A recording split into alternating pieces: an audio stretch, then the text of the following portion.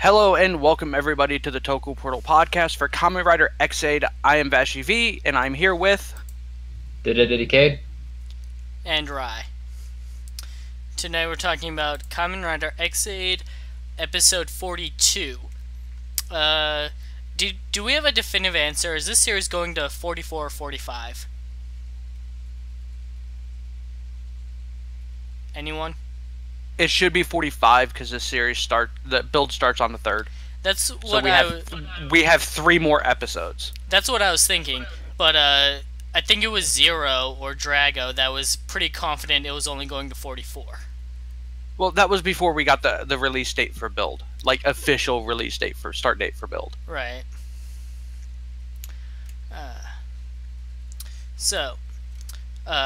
Last episode, they summoned Game Deus, the final boss. This episode, an epidemic breaks out and the hospital is filling up quickly. Hiro is worried that they won't have enough doctors to help. Then Taiga and Nico show up to volunteer. They've identified the problem as Game Deus' strain of Gain syndrome through a sample that they've collected. Poppy has it in her Buggle driver. Dan doesn't remember programming Game Deus to spread his virus on his own. This leads Kiria to speculate that Masamune must have rewritten him. And he would be right, as Masamune is going power crazy at the idea of all the lives he'll be able to collect, which will bring him closer to ruling the world. I think we know where Dan gets his god complex. Meanwhile, Exaid and Paradox go and challenge Game Deus, believing that this will be the final battle. This really feels like the start of the absolute final arc of the series.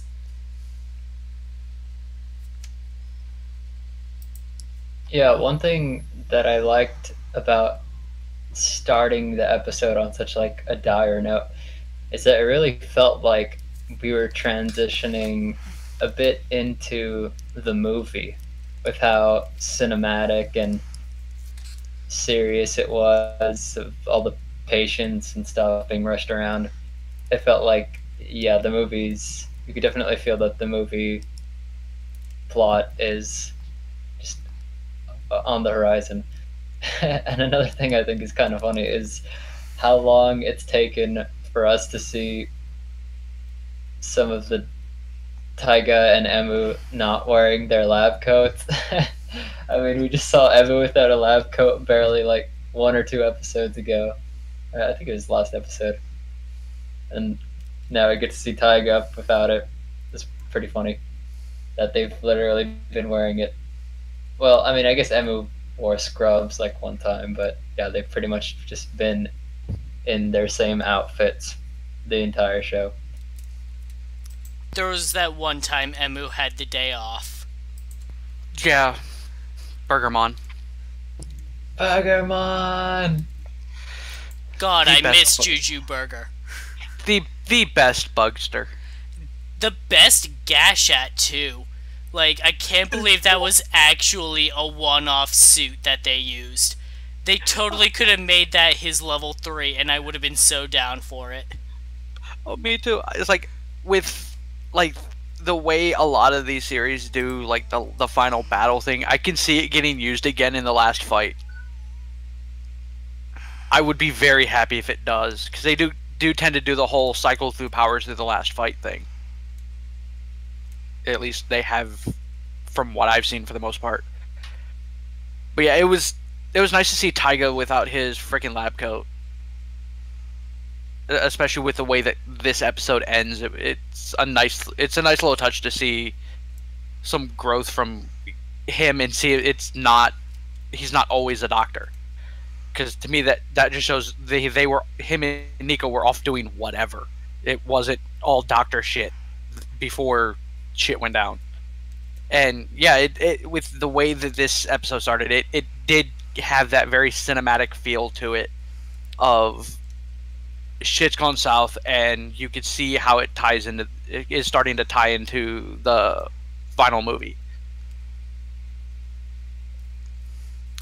A lot of Sentai, when they get into their final, like, 2 episodes, they kind of open up with this kind of thing where, like, the, like, last villain is just destroying shit and you see people running and cowering. And this kind of gives me that kind of vibe.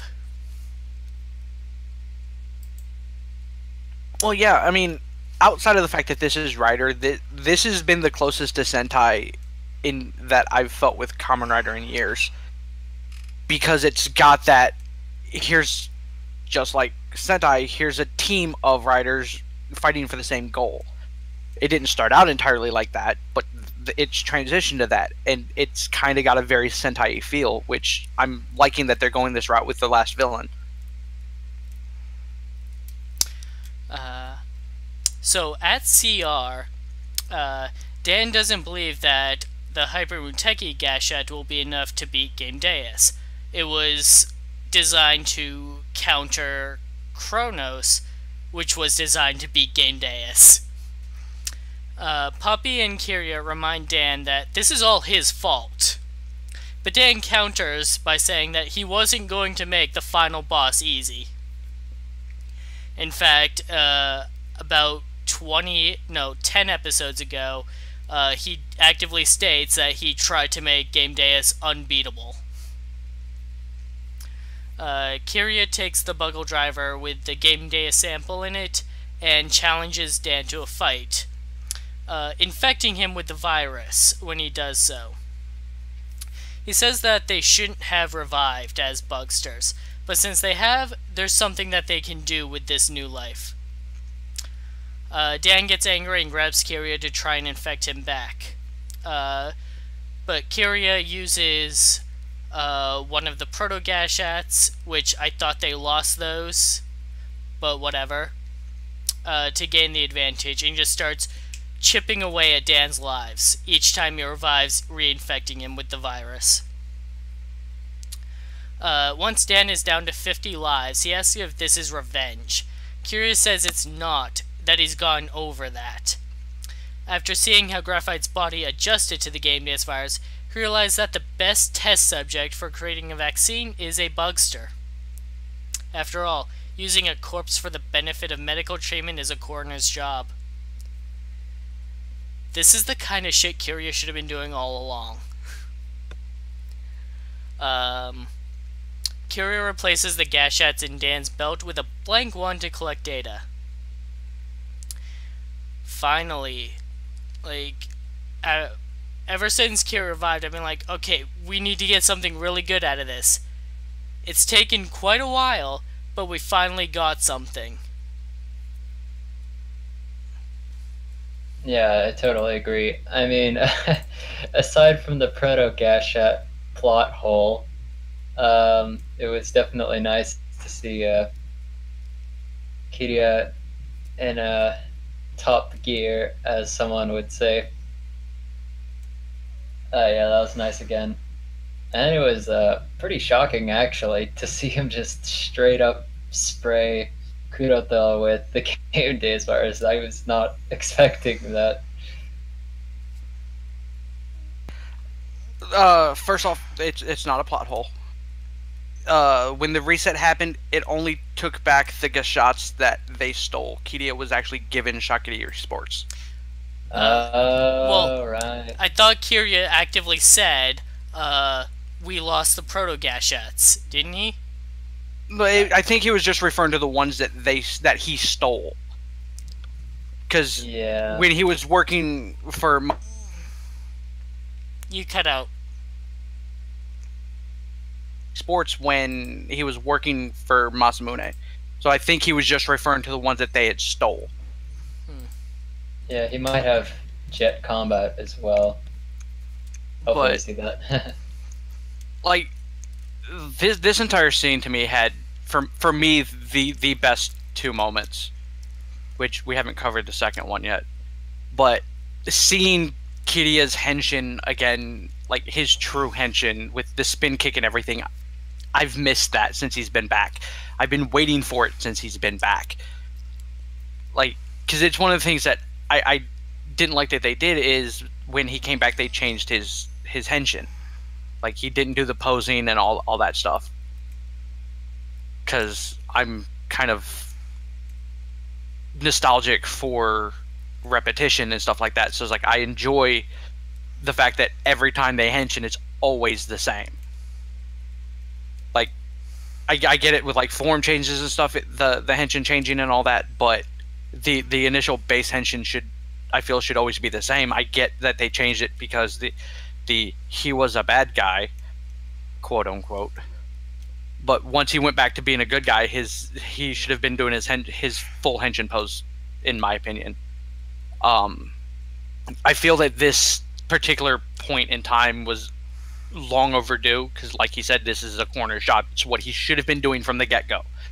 The moment he came back and they had the Game DS virus, knowing that this was coming, this is what he should have been doing.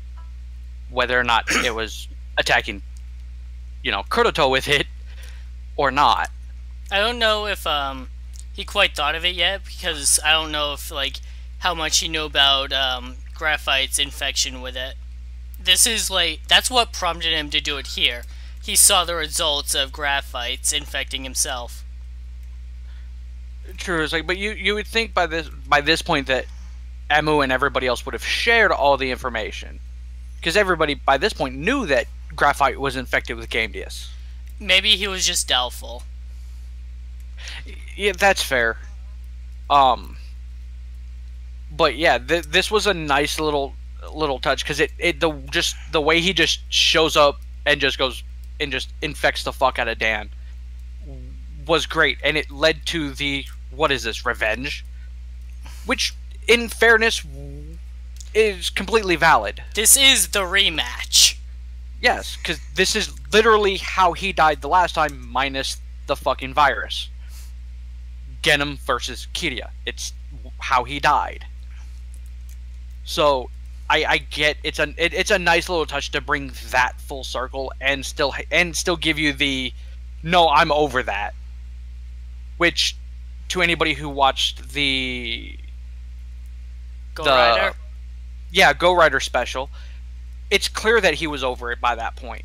Because if we're continuing that is canon, which it is in my book, then he was over it a long time ago. So it had that, well, maybe he wasn't over it with the way the fight started, but as it progressed, it's clear that he's just doing this just for the sake of creating the antivirus. Which it's I'm trying to think of the words to do this justice. Given that he's a corner and all of that, first and foremost, because that's what he's always been, it seems fitting that this would ultimately be his, for the lack of a better term, penultimate idea of, shit, we have a virus, we have 2 dead guys, fuck it, let's do the corner thing and use dead bodies for science and medicine, because that's what dead bodies are used for. It was a perfect nod to the fact that he is a corner, because it's one of those things that they kind of stopped touching on after a while with him, especially, he was dead for most of the time. But since he's been back, they've kind of dropped the whole he was a corner thing, which that'll get me into a statement later at the end of the episode. But until then, carry on. Outside, the Ministry of Health wants to take Dan in for questioning about the Game DS virus. We haven't seen these guys since Dan revived as a bugster. But apparently they knew he was working for them this whole time and were okay with it. Now they're not, because there's an epidemic going on. But Poppy won't let them in. And apparently all she has to do is say no, and they just have to stand there and take it. Meanwhile, Nico helps cheer a young boy up by playing a normal copy of Mighty Action X with him. The mother comments that she'll be happy so long as her son survives, but Taiga steps in and says that her son will need his mother, so she needs to survive too. That's really good for Taiga. He doesn't get a whole lot of moments like this, so it's nice to see him get one. Yeah, I agree. I think it would have been pretty damn funny if the mom was like, we're infected with a game virus. Stop playing a game with my son." But yeah, this is a good moment. Like, and just part of that, it was a good moment for Nico too, because she's sitting there is like, well, I don't know what to do, because in this situation, she's literally just a civilian in a hospital. Yes, she's helps Taiga with the Kamen Rider stuff, but she has no idea of what to do when it comes to a hospital or doctor stuff like that. And she basically, because I'm pretty sure it was Taiga who told her, is like, if there's anybody who understands what these people are going through, it's you. You were literally in this situation a couple of episodes ago, which caused her to, for lack of a better term, be nursey and aid in the comfort of the kid by playing a game with him. And having that moment with Taiga where he basically goes, no, your kid needs his parent, so you have to make it too. That whole, because he's been kind of very self-loathing through most of this series. For him to have that moment of, yeah, no self-loathing, you need to survive too, because it's not just you have to worry about. It's a nice touch, and apparently Poppy is stronger than 3 human beings. Well, because there were three of them in that hallway, and she's just standing there going, no. And they're like, okay. I guess they just have to stand there and take it. Maybe between scenes where we didn't see, she transformed really quick and went, bite me. But Kiria has her transforming driver. Okay. Maybe she transformed into literal Poppy. I mean, that would freak me the hell out if I saw that. You could argue that wasn't hers because we don't know that for a fact, but I don't know where they would have gotten another one. Masamune still, the other CEO dude for the movie stole graphites. Oh, he did. That's right. Well, there's still technically, in theory, a few floating around. 'Cause you've got Poppy's, you've got Dan's, which Dan has his because he transformed. No, he uses a normal gamer driver now. He doesn't use the Buggle driver anymore. Yeah, that's right. Ever since he became a good guy, he switched which tool he uses. Right, because he made his own driver. That's what he said. He had to, for his unique situation. Yeah, which is, I guess, the explanation for why Kiria can use his now. So you've got Dan's, which is floating around somewhere, and you've got Poppy's that's floating around somewhere, and then we also technically have Parado's, which is floating around somewhere. But here's the thing, back when Parado originally killed Dan, did Graphite take Dan's and you start using it? Because they originally were sharing it, weren't they? I don't know. I have to go back and watch. It's been a while. But that may be the case. It may have just been all 3 of them had one that they were tossing around. I'm pretty sure they were. So what that boils down to is that Poppy is literally just standing in front of the door saying, no, you can't go in. And the 3 dudes from the Ministry of Health had to be like, oh, but we want to go in, though. Well, like I said, maybe she literally transformed into Poppy, you know, the arcade cabinet Poppy. For those of you at home that are confused by what Vashi is saying, Poppy has 2 forms. Her normal, I am a normal human form, and then her pink-haired, yellow, whatever outfit that's like, I'm a mascot character from a video game form. And she literally just does this tornado spin to change between them. And she hasn't done this in like 30 episodes because it was a stupid gimmick from the beginning. Right. I mean, in all honesty, aside from the very, very few scenes where they're actually in the hospital, she's been Poppy this entire damn time here lately.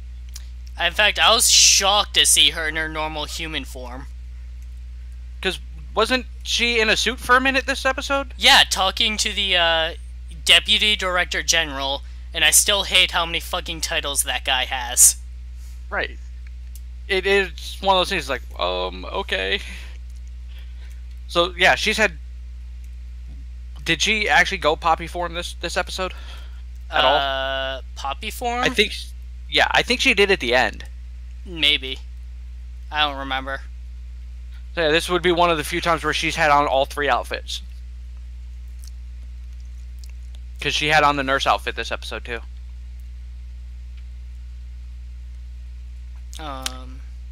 Hooray for odd things. Going back to Nico for a bit, they've been trying to like give Nico some really good moments to validate her as a character. They had her emotional moment with Taiga where she first tried playing Kamen Rider Chronicles so she could be like, yeah, I can fight too, I can help out. They had her emotional moment a few episodes ago where she had the virus and she was, getting off all of her regrets off her chest, like, sorry, Emu, for holding that grudge against you. Sorry, Taiga, for being annoying. I think this scene with her just cheering a sick kid up is probably her finest moment. Oh, I wholeheartedly agree.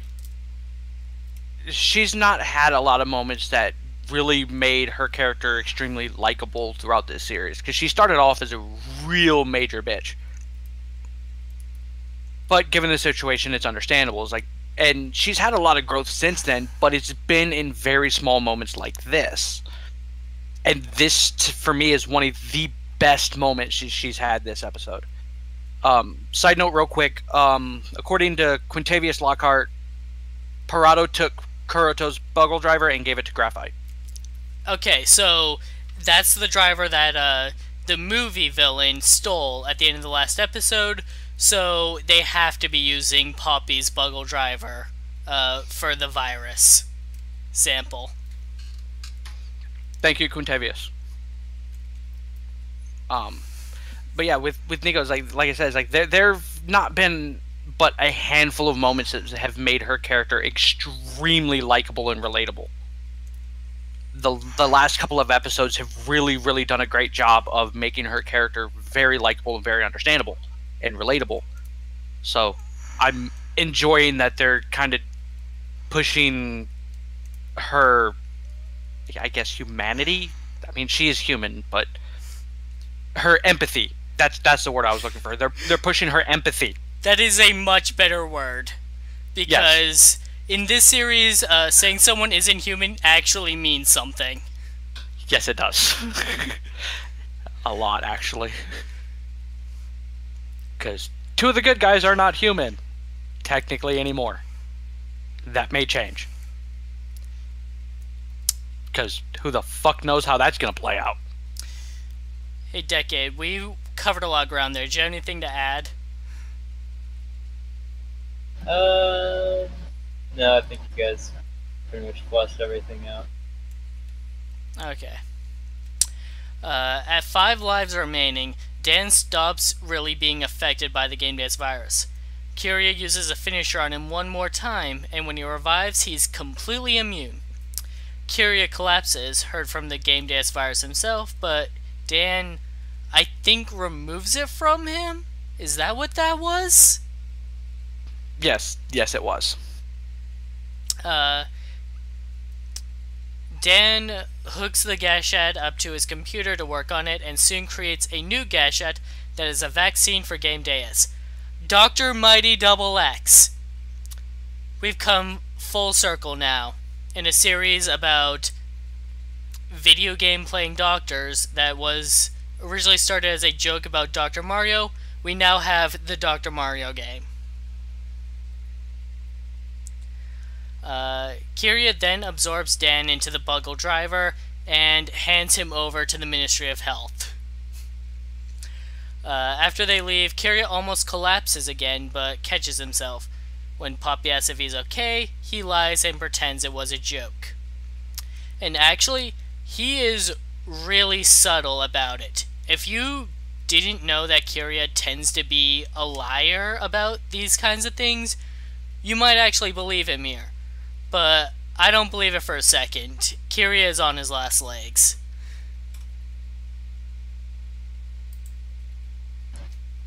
Yeah, definitely. But it's nice to see that that kind of selfless part of him hasn't changed. Yeah, that Gashet though, definitely gonna be.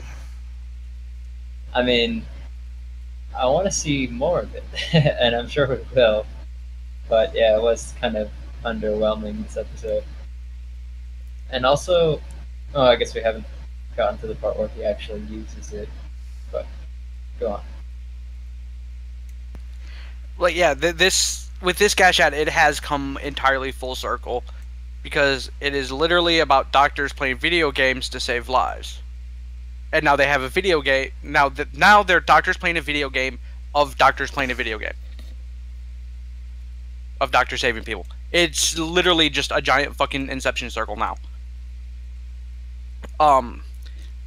The ending of the fight with Dan with Kodoto and Kiryu, I felt was amazing, and to me was the other best part of it. And unfortunately, it's going to lead to a lot of creepy fan fiction now. Because the last scene is the last part of that fight is literally laser riding laser, and that is worded intently.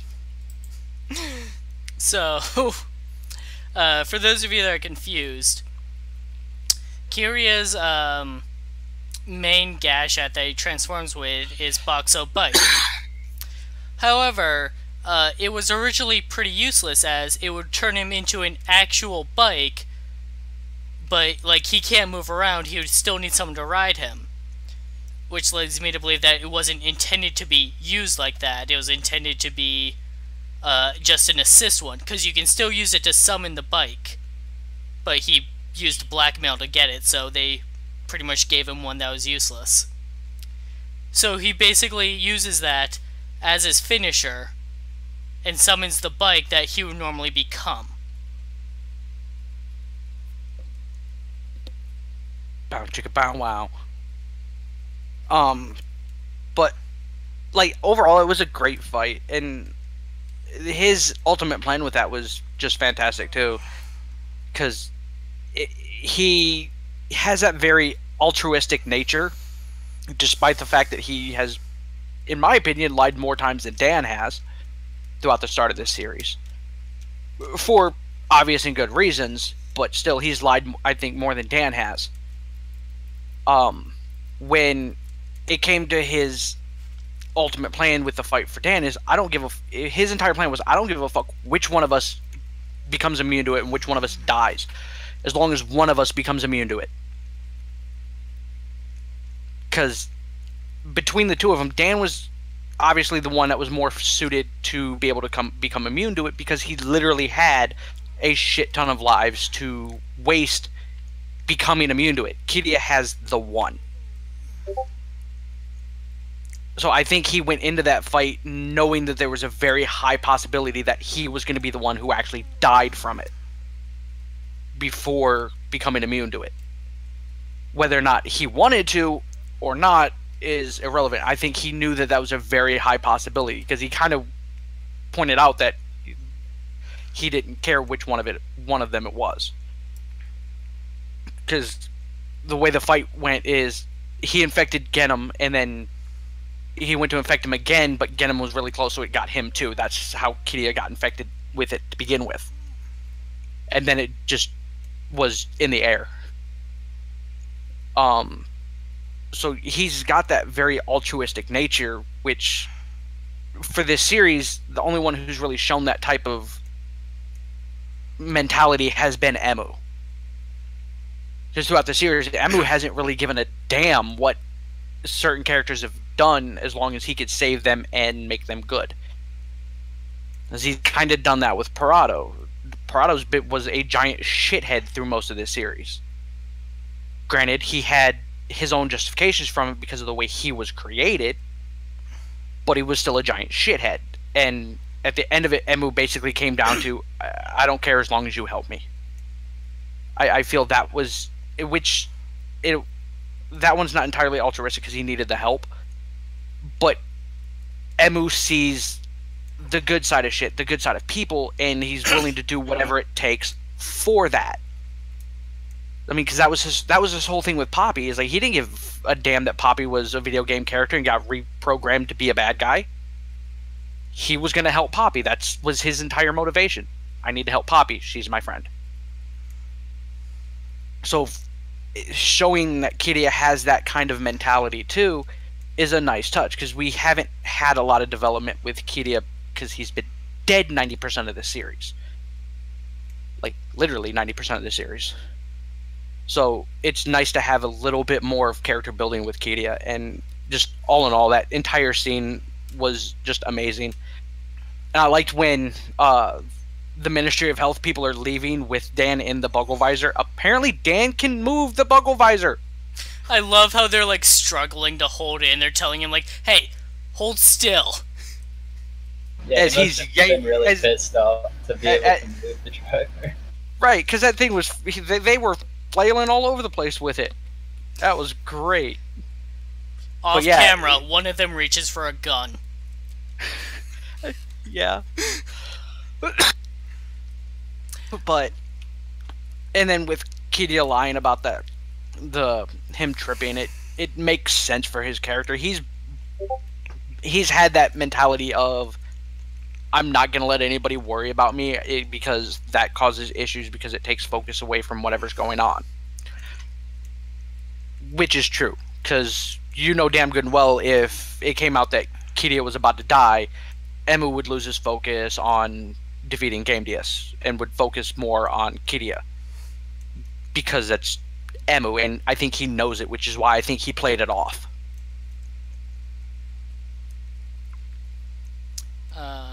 I'd also like to point out, Emu is the main character. He gets like 4 minutes of screen time this episode, and half of that is in suit. I like when they do episodes like that, though. Like, I'm surprised. Ryder, in recent years, hasn't really done this kind of thing. It's been too much about, like, the main guy. I actually think they should do things like this more often. Right, especially in a series like this where you have, what, 6 or 7 riders? Yeah, like, the main character doesn't need to be there for everything. And they've done a few of it where he really wasn't. I mean, he was all fighting somebody else, but the main story was with the other characters. They've done that. They haven't done it a whole lot with this series. I think they've done it just enough for this series. But yeah, I like when there are episodes that aren't focused on the main character. It's one of the issues I have with Sentai, which I've brought up on past podcasts. Not everything has to be about Lucky. Right. We know he's the Red Ranger. He's not the only member of the team, though. Right. And Sentai usually does this pretty well, where they'll have the Red Ranger in the episode, but they're not the focus. Like, they literally turn him into a secondary character for that episode because it focuses on other people. This series has done that really well, despite the fact that it's only been a handful of times. So it was a nice touch, especially with this episode, considering the fact that literally, because what is it? It's the end of the episode, really? Or the beginning of the episode when he transforms into Exaid, and the end of the episode are like the only two Emu himself are actually in it. Everything else is the 4 or 5 minutes of suit fighting time. And Zero's not here to compare this to Blade, so I'll do it.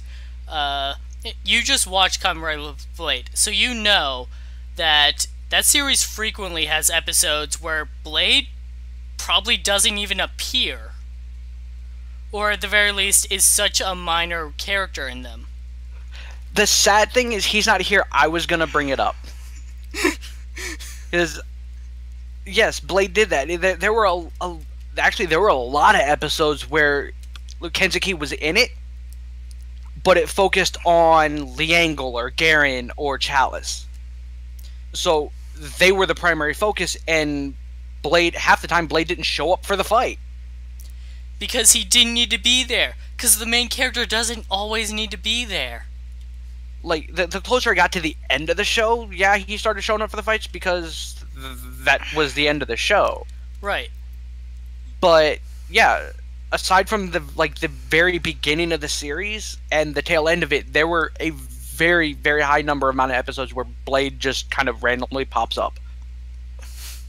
Or is literally just used as a plot device. For them to glean information or put in little tidbits of information throughout the episode of what's going on over here and what everybody else thinks about it.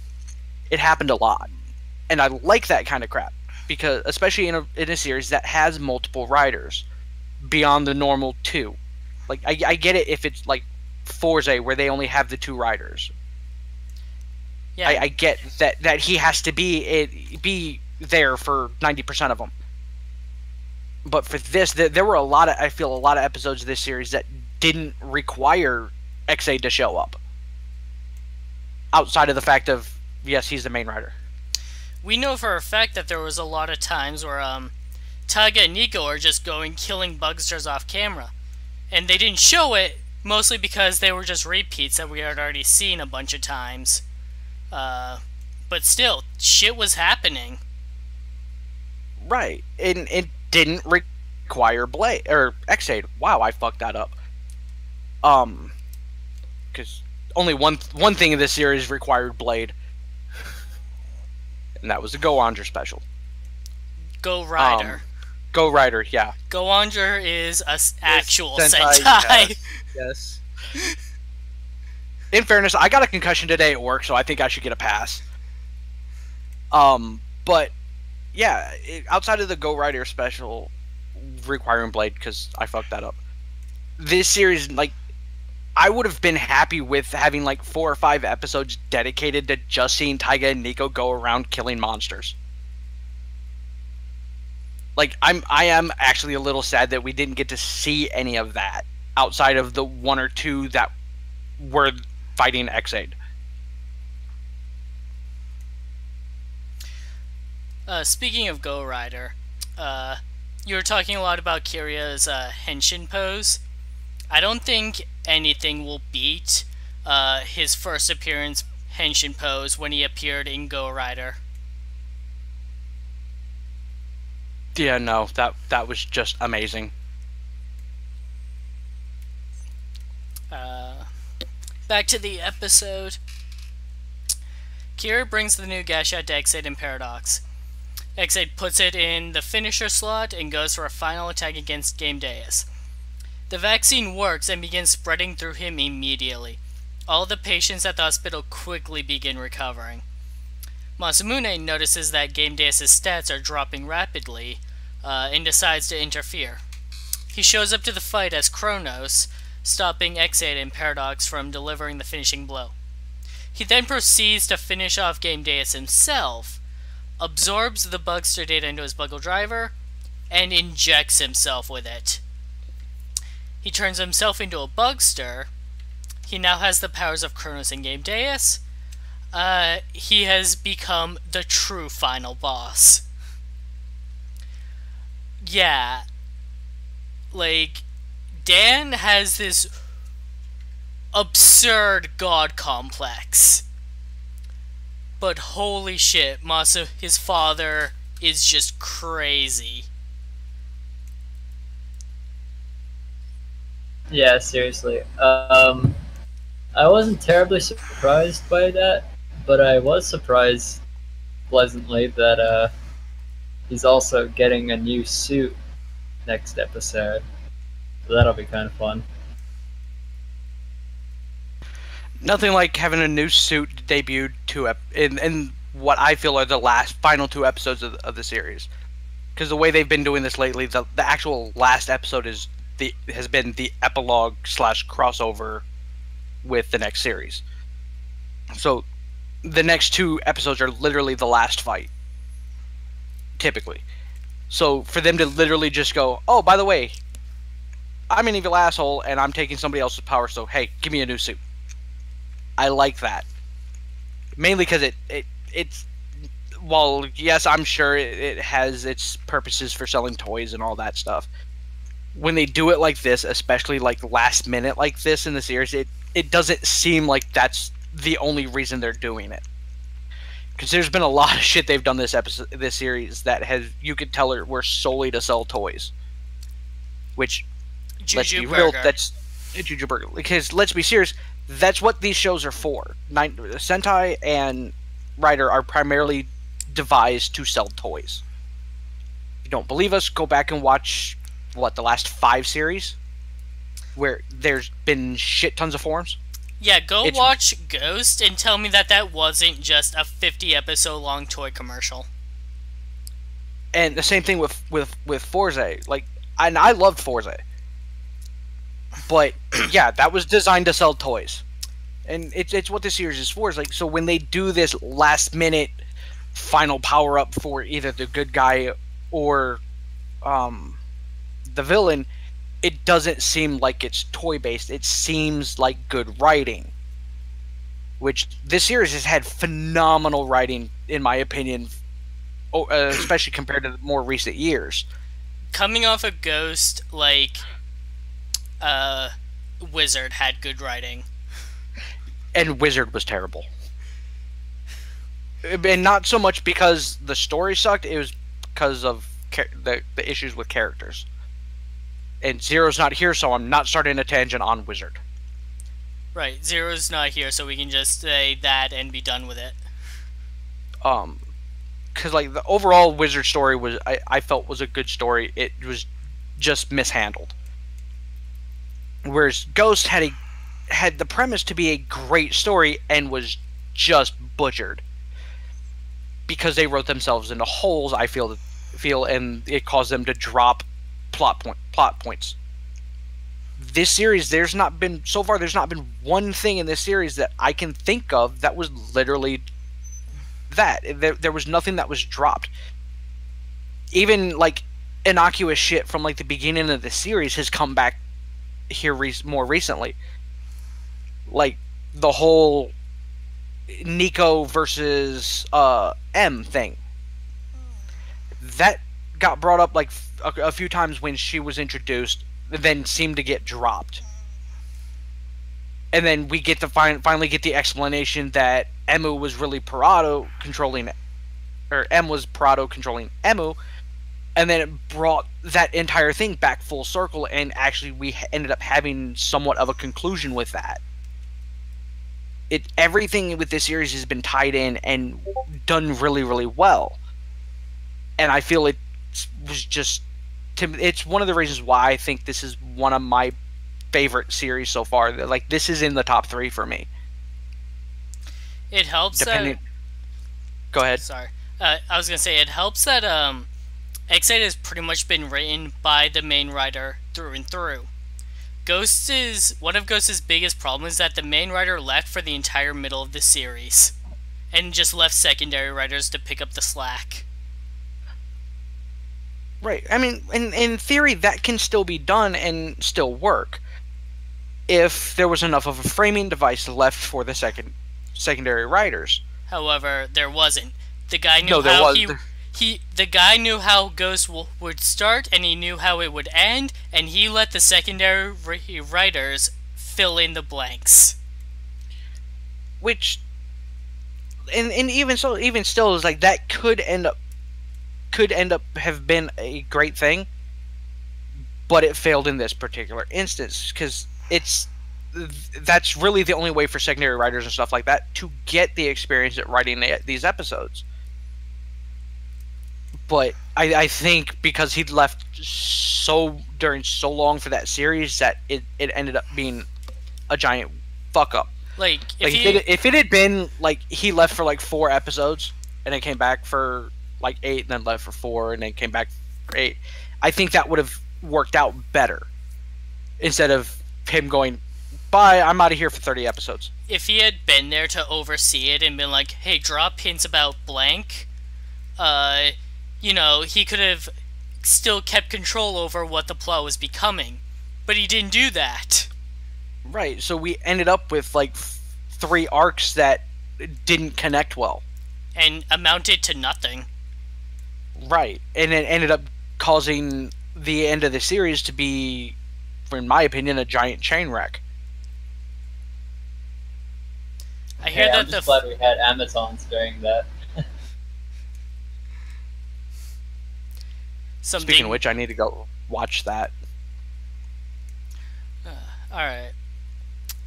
Final note. At CR, the Ministry of Health recognizes Kiria as an official member, and he is presented with a lab coat. So Kiria, who has this like jacket that he always wears without actually putting his arms through the sleeves, yeah, he takes that off and does that with the lab coat, and says it fits well.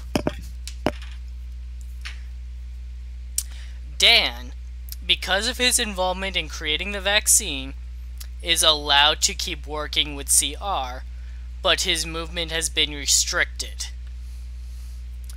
Finally, Dan shall no longer be known as Shin Kuroto Dan. He is now Dan Kuroto Shin. He effectively went from new Kuroto Dan to Kuroto Dan God.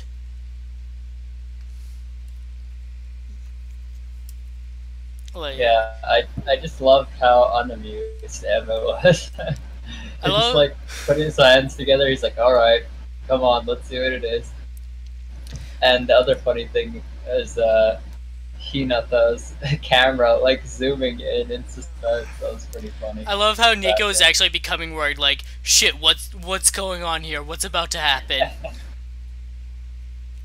I like that because they played that up with her when he did the fucking SDK shit the first time, and every interaction she's had with Dan has been kind of like that fearful, what the fuck are you up to kind of thing. Alright. So I enjoyed that. I forgot about the SDK thing or whatever. Like I'm a little disappointed that Kiria got his lab coat now because I feel he's always been a doctor technically because coroners are doctors. He's been dead for like 8 months.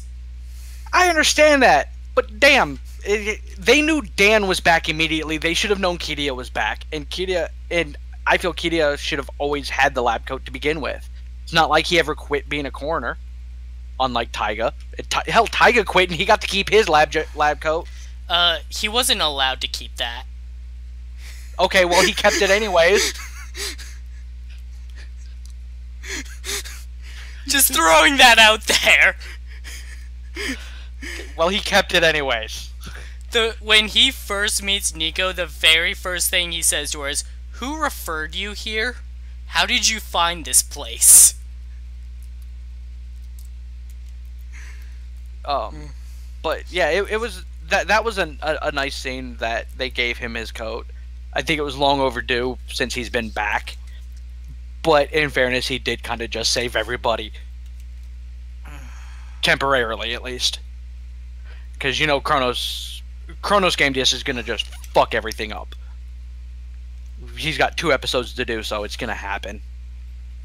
And when we say that that Dan's movements are restricted, he's locked in Poppy's game cabinet. With virtual bars, how that works, I have no idea. I was gonna say they probably had Dan reprogram it because Dan's the tech guy, but why would he build his own jail? Well, he is kind of fucking batshit. He might do it just to fucking prove a point. Cause watch, he'll have built it, and he'll come out with not next episode, but the episode after the actual, what I feel will be the conclusion episode for the fight. He's just gonna go, "Oh yeah, by the way, I built this exit hole because you guys let me build this shit, you idiots." I can see them being like, "We'll let you out of the Buggle Driver if you build your own actual prison."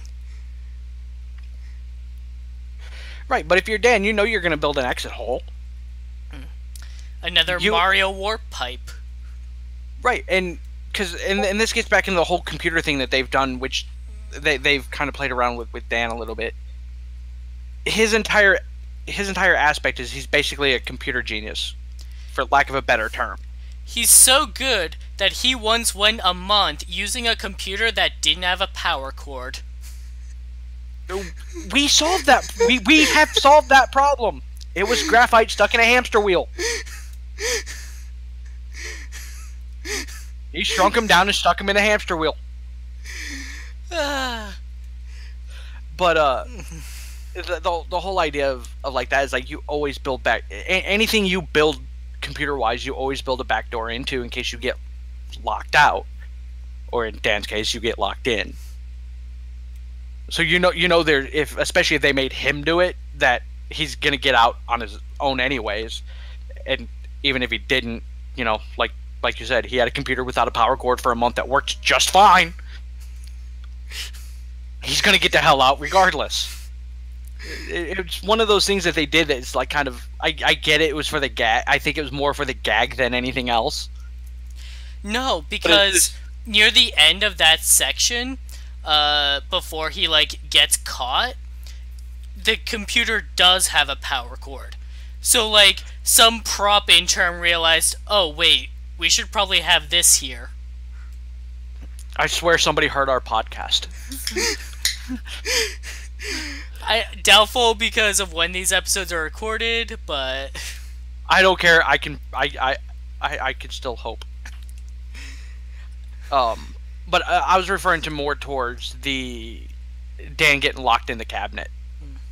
I think that was more just for the fucking gag that they did this episode with changing his name. Yeah. Because here's another little thing that thinking about it, why I think that this was a dumb idea and he's going to get out anyways. He apparently set something up in CR to drop the banner. I didn't even think of that. He had a banner tied up in everything. Like, he either knew this shit was going to happen well in advance, which he probably didn't, or he's already gotten out of the fucking cabinet to start with. Yeah, he got out, made the banner, and then just went back in. He waited till somebody unplugged the power cord for whatever fucking terminal he's plugged into, and went, "Oh yeah, I don't need a power cord. Remember that month I had? Bye." Poppy lives there. Oh god, Poppy lives there too. But like, if he's supposed to be in jail, what's she gonna do? She's just gonna stay in the human world. I guess so. They've tried living together, and Poppy wasn't having none of it. I love that they set up a curtain between them in this arcade cabinet.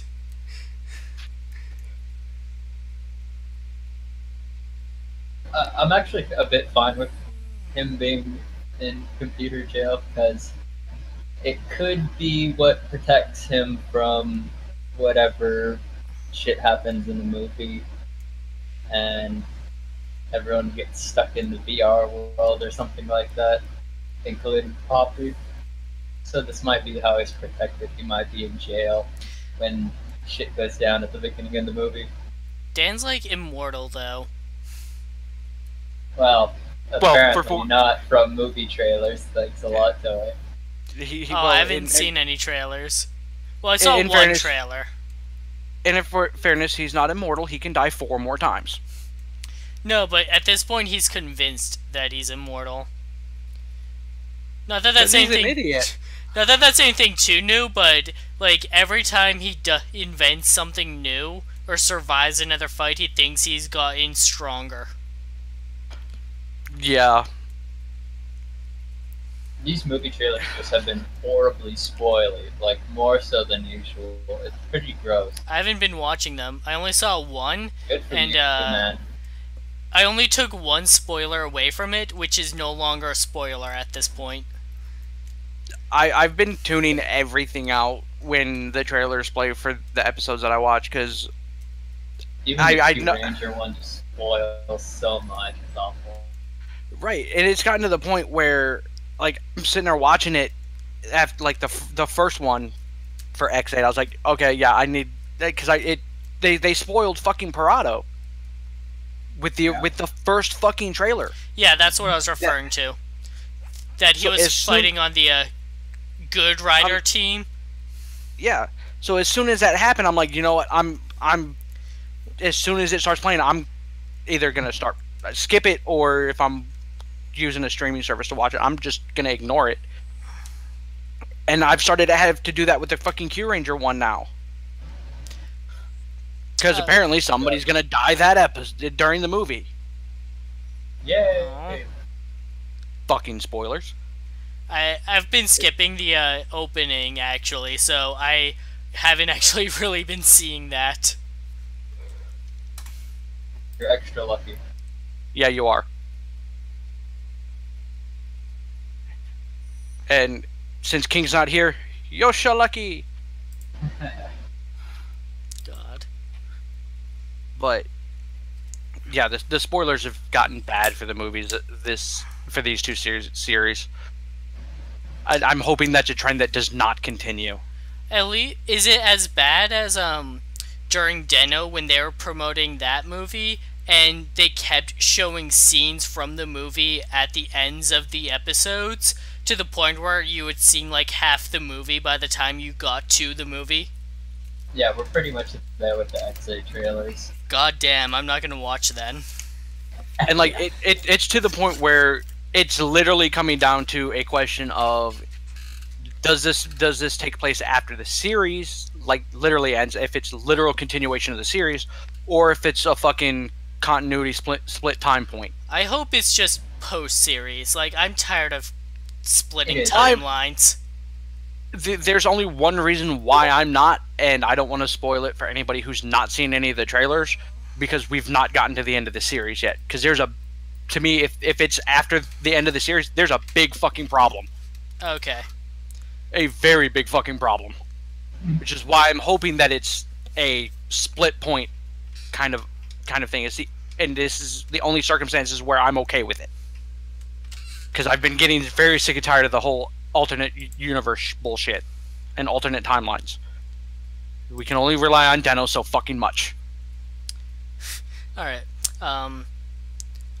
Do you guys have anything to say last minute before we end this? Not for me. It was a great episode. Masamune is a crazy batshit motherfucker. He's more crazy than his son Beyond that, no. Yeah, this was the Kiri episode I've been waiting for since his revival. So really looking forward to seeing how this series ends. This past arc has been a bit of a slog. Some good moments, but it looks like they've really turned it around for the last few. So that's all for this week. Thanks for joining us. We'll see you next time. I actually do have one more thought. I'm not a huge cosplay guy, but if Nico actually becomes a nurse and we get to see her in scrubs, that would be pretty great. Yeah, because they did seem to be kind of pushing that towards the end of the episode, of her becoming a nurse, and kind of they were also kind of pushing the fact that Taiga may become a may get his license back at the end. Yeah. Which would be a nice touching point for this series to come full circle with that. True. Thanks for listening. See you next time. Thank you guys for listening. We'll be back next Tuesday for our Q Ranger podcast at 9 o'clock Eastern time, and next week exactly for the next episode of Exaid. Here shortly, I'm planning to do a podcast for the series overview of Kamen Rider Blade. I'm not sure when that'll happen. I'm still trying to set that up, so as soon as I have information, notifications for that will go out. Until then, see you guys next time.